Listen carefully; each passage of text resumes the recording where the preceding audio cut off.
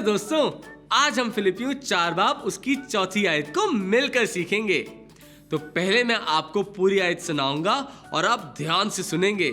फिर एक लाइन मैं बोलूंगा और आप उसको दोहराएंगे और आखिर में हम मिलकर पूरी आयत बोलेंगे। तो क्या आप तैयार हैं?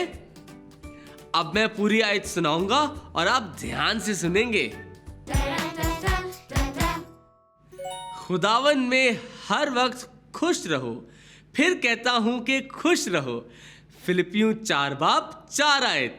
अब एक लाइन मैं बोलूंगा और आप उसको दोहराएंगे। खुदावन में हर वक्त खुश रहो, फिर कहता हूं कि खुश रहो। फिलिपियों 4 बाब 4 आयत। वाह, बहुत अच्छे। आप सबने इस आयत को बहुत जल्दी सीख लिया। तो क्यों ना हम इस पूरी आयत को मिलकर बोलें। खुदावन में हर वक्त खुश रहो, फिर कहता हूं खुश रहो। फिलिपियों 4 बाब 4 आयत। बहुत अच्छे दोस्तों, आज आपने मेरे साथ मिलकर बाइबल की एक नई आयत को सीखा। इस आयत को हमेशा याद रखें और दोस्तों को भी सिखाएं।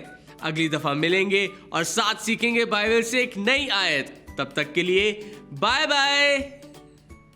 रोज की रोटी